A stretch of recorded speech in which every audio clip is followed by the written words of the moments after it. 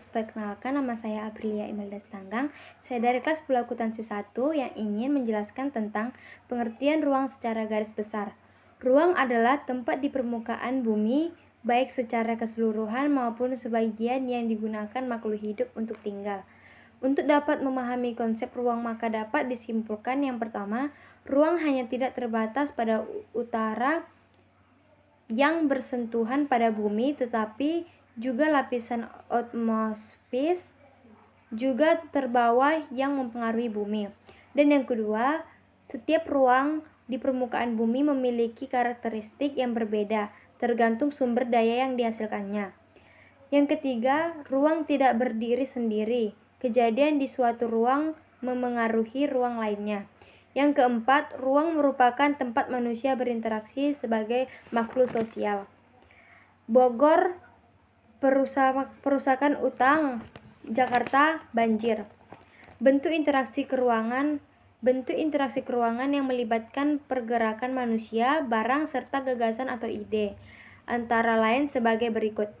Yang A, perpindahan penduduk atau migrasi. Migrasi merupakan bentuk interaksi antar ruang yang mengakomodasi pergerakan orang dari satu wilayah ke wilayah lain dengan tujuan tertentu.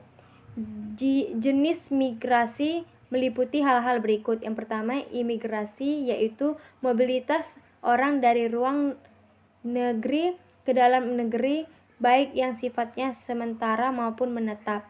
Yang kedua, emigrasi, yaitu mobilitas orang dari dalam negeri ke luar negeri, baik yang sifatnya sementara maupun menetap.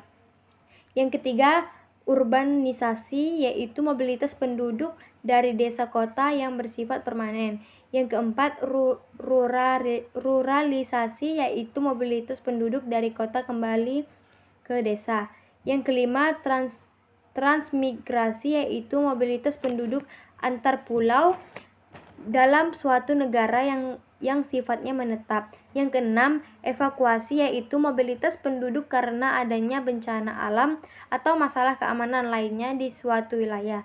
Yang ketujuh, sirkulasi, yaitu mobilitas penduduk yang bersifat sementara untuk keperluan lain yang mengharuskan menginap di tempat tujuan. Yang ke-8, komunitas, yaitu mobilitas penduduk dari desa ke kota yang bersifat tidak permanen pada hal yang sama.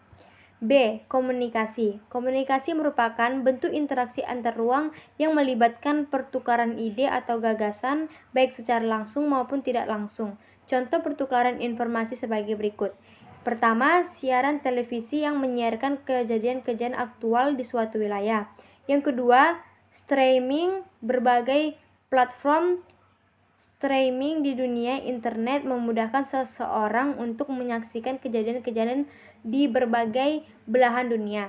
Dan yang ketiga, website merupakan jejaring dunia maya yang saling terhubung di dunia internet. Melalui mesin pencarian, seseorang dapat dengan mudah mencari ide semua dengan kebutuhannya. Sekian dari presentasi saya. Jika ada kesalahan, mohon dimaafkan dan selamat malam.